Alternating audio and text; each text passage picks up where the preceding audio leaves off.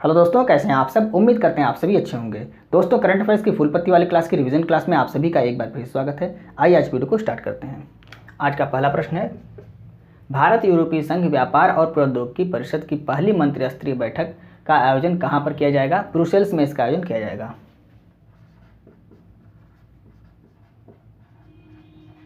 Brussels किसकी राजधानी है? बेल्जियम की राजधानी है।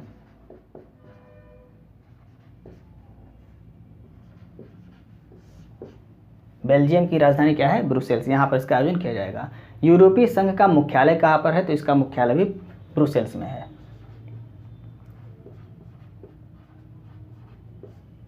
स्थापना कब हुई थी यूरोपीय संघ की? तो 1993 में इसकी स्थापना हुई थी। कुल सदस्य देश इसमें कितने हैं? तो 27 मेंबर हैं, 27 सदस्य हैं। यूरोपीय यूनियन की मुद्रा क्या है? तो यूरो इसकी मुद्रा है। और यूरोपीय संघ की मुद्रा को अपनाने वाला 20वां देश कौन सा बन गया है? क्रोएशिया। इसको आपको याद रखना है। क्रोएशिया है जिसने यूरो को अपनाया है अभी हाल ही में, और यह 20वां देश बन गया है यूरो को अपनाने वाला। यानी कि 27 सदस्य देश हैं, इसमें से सभी ने यूरो को नहीं अपनाया है। जो यूरोपीय संघ की मुद्रा क्या है? यूरो है। इसको सभी देशों ने नहीं अपनाया है। तो 20वां देश, 20 देशों ने अपनाया है, जिसमें से 20वां अभी हाल ही में किसने अपनाया है? क्रोएशिया ने अपनाया है। तो 20वां देश कौन सा है? क्रोएशिया है। इसको आपको याद करना है। दूसरा प्रश्न, हाल ही में भारत ने किस देश के साथ द्विपक्षीय अभ्यास समुद्र शक्ति 23 प्रारंभ किया है? इंडोनेशिया के साथ।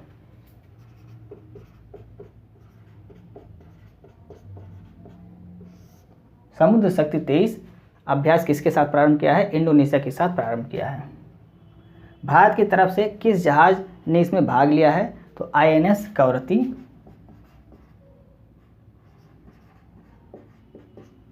आईएनएस कवरत्ती और डोर्नियर विमान ने।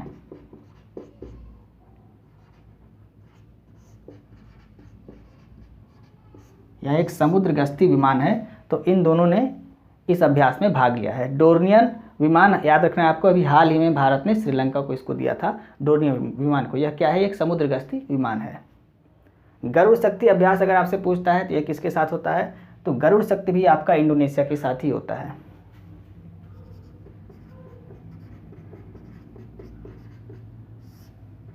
मित्र शक्ति अभ्यास ये श्रीलंका के साथ होता है। भारत और श्रीलंका के बीच होता है मित्र शक्ति।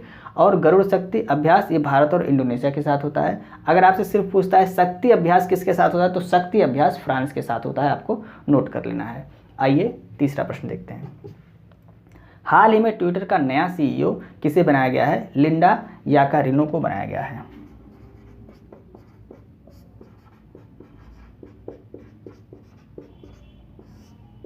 लिंडा याकारिनो को ट्विटर का नया सीईओ बनाया गया है। ट्विटर की स्थापना कब हुई? 2006 में। मुख्यालय इसका कहाँ पर है? सैन फ्रांसिस्को में इसका मुख्यालय है।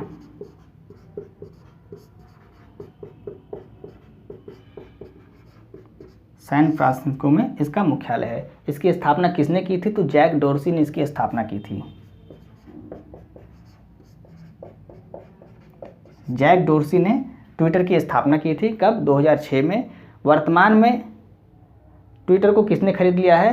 तो एलन मस्क ने खरीदा। इसको भी आपको याद रखना है। एलन मस्क ने जैक डोर्सी से ट्विटर कंपनी को खरीद लिया है। कितने में खरीदा है? 44 बिलियन डॉलर में। 44 बिलियन डॉलर में ट्विटर को एलन मस्क ने खरीद लिया है। एलन मस्क के पास अब कौन कौन सी कंपनी हो गई है? तो एलन मस्क की कंपनी एक तो टेस्ला है, स्पेस एक्स है, और एक ट्विटर हो गई। तो टेस्ला, स्पेस एक्स और ट्विटर ये कंपनी किसकी है? ये एलन मस्क की है। एलन मस्क ने ट्विटर को किससे खरीदा है? जैक डोर्सी खरीदा है। कितने में? 44 बिलियन डॉलर में खरीद लिया है। चौथा प्रश्न है, हाल ही में किस यूरोपीय देश ने इच्छा मृत्यु को कानूनी मान्यता दी है? तो इच्छा मृत्यु को कानूनी मान्यता देने वाला पुर्तगाल ये 7वां देश बन गया। इसको भी आपको याद रखना है।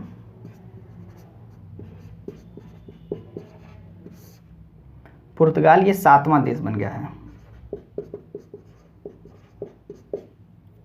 तो पुर्तगाल के अलावा इससे पहले 6 देश और हैं जिन्होंने इच्छा मृत्यु को कानूनी मान्यता दी है। इच्छा मृत्यु होती क्या है या किसको दी जाती है? तो इच्छा मृत्यु में जिसको दी जाती है उसमें व्यक्ति की आयु 18 वर्ष से अधिक होनी चाहिए और व्यक्ति असहनीय में पीड़ा में हो। अगर व्यक्ति असहनीय पीड़ा में हो या कोई लाइलाज बीमारी हो जिसका इलाज ना हो सके तो उस स्थिति में इच्छा मृत्यु दी जा सकती है।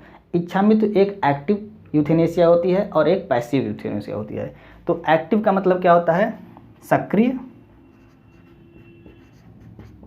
इच्छा मृत्यु, सक्रिय इच्छा मृत्यु और निष्क्रिय इच्छा मृत्यु।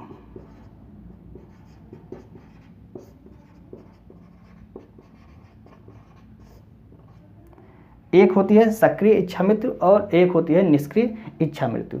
तो इसमें भारत ने किसको मान्यता दी है? क्या भारत के पास मान्यता? तो भारत के पास इसकी मान्यता मतलब भारत ने भी इच्छा मृत्यु को मान्यता दी है, लेकिन भारत में सिर्फ निष्क्रिय इच्छा मृत्यु को ही मान्यता दी गई है। निष्क्रिय इच्छा मृत्यु का मतलब क्या होता है? व्यक्ति का जो इलाज हो रहा है जिस बीमारी के लिए उसमें इलाज को बंद कर दिया जाता है और व्यक्ति की फिर धीरे धीरे मृत्यु हो जाती है।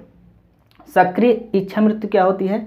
इसमें व्यक्ति को जहर का इंजेक्शन देके उसको मार दिया जाता है। तो ये होता है सक्रिय इच्छा मृत्यु। तो भारत ने किसको मान्यता दी है? निष्क्रिय इच्छा मृत्यु को भारत में अभी हाल ही में मान्यता मिल गई है। तो इसको आपको याद रखना है। आइए नेक्स्ट प्रश्न देखते हैं। 5वां प्रश्न है, विश्व प्रवासी पक्षी दिवस 2023 कब मनाया गया है? 13 मई को इसको मनाया गया है। यह एक वर्ष में 2 बार मनाया जाता है। तो 13 मई को मनाया गया है अभी और फिर इसके बाद कब मनाया जाएगा? तो 14 अक्टूबर को मनाया यानी कि 13 मई और 14 अक्टूबर को विश्व प्रवासी पक्षी दिवस मनाया जाता है। तो 2023 में पहली बार अभी मनाया गया 13 मई को और इसके बाद 14 अक्टूबर को भी मनाया जाएगा। थीम क्या है इसकी? जल सतत पक्षी जीवन। जल सतत पक्षी जीवन ये इसकी थीम है। 6वां प्रश्न, हाल ही में सीबीआई के निदेशक पद पर किसे नियुक्त किया गया है? प्रवीण सूद को नियुक्त किया गया है।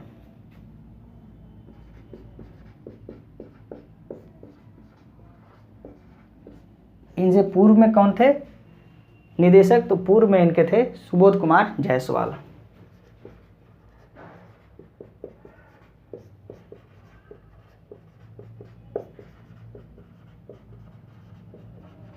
सुबोध कुमार जायसवाल ये पूर्व में थे और वर्तमान में किसको बनाया गया है निदेशक? तो वर्तमान में प्रवीण सूद को बनाया गया है।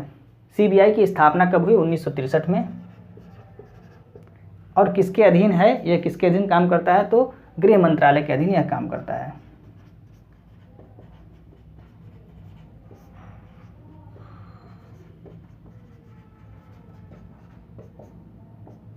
गृह मंत्रालय के अधीन होता है यह कौन? सीबीआई। 7वां प्रश्न देखते हैं। हाल ही में पहला astronomical society Govind Swarup life time achievement award 2022 किसे प्रदान किया गया है? प्रोफेसर जयंत विष्णु नार्लिकर को प्रदान किया गया है।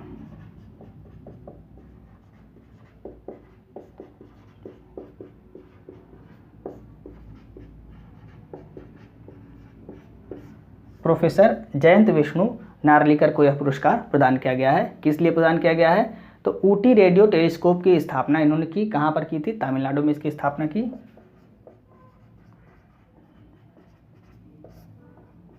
और इन्होंने ब्रह्मांड का अध्ययन किया था। तो इनको यह पुरस्कार दिया गया है। किसको? प्रोफेसर जयंत विष्णु नार्लिकर को। 8वां प्रश्न, हाल ही में केंद्रीय बंदरगाह, नौवहन और जलमार्ग मंत्री ने किस बंदरगाह को टर्न अराउंड टाइम्स रेडी में सागर श्रेष्ठ सम्मान प्रदान किया है? कोच्चि बंदरगाह को।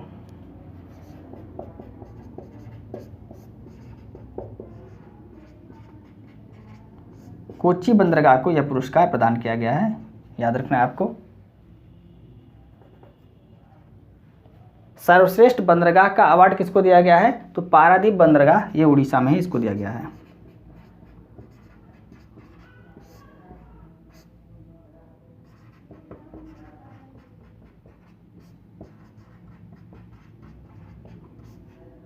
पारादीप बंदरगाह उड़ीसा को दिया गया है सर्वश्रेष्ठ बंदरगाह का अवार्ड। और सागर श्रेष्ठ सम्मान किसको दिया गया है? कोच्चि बंदरगाह को दिया गया है। आपको याद रखना है। आइए नेक्स्ट प्रश्न देखते हैं। 9वां प्रश्न है, हाल ही में स्मार्ट स्कूल स्मार्ट ब्लॉक कार्यक्रम कहाँ प्रारंभ हुआ है? उत्तराखंड में इसको प्रारंभ किया गया है।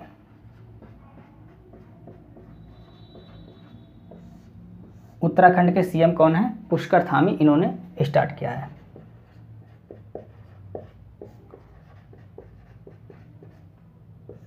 उद्देश्य क्या है इसका? डिजिटल स्कूल को बढ़ावा देना इसका उद्देश्य है। 10वां प्रश्न, हाल ही में ताशकंद में आयोजित पुरुषों की विश्व मुक्केबाजी चैंपियनशिप में भारत पदक तालिका में कौन से स्थान पर है? भारत चौथे स्थान पर है। प्रथम स्थान पर कौन आया है? उज्बेकिस्तान।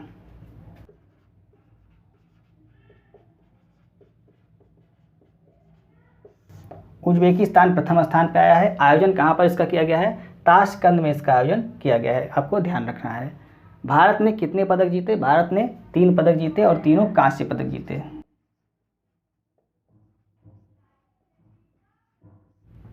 अगर आपसे पूछता है महिला विश्व मुक्केबाजी चैंपियनशिप 2023 में भारत का स्थान कौन सा था? ये पुरुष का है, ये महिलाओं का है। इसमें भारत का स्थान सेकंड था, यानी भारत दूसरे स्थान पर था। इसको भी आपको याद रखना है। ये भी हाल ही में 2023 में हुआ है। तो ये थे फूल पत्ती वाली क्लास के 10 महत्वपूर्ण प्रश्न, जिसको हमने कम समय में आपको रिवाइज कराने की पूरी कोशिश की। उम्मीद है आपको वीडियो अच्छी लग रही होगी। यदि आपको वीडियो अच्छी लग रही है तो आप इसे अपने दोस्तों को भी शेयर करें और वीडियो को लाइक और सब्सक्राइब करना ना भूलें। मिलता है नेक्स्ट वीडियो में।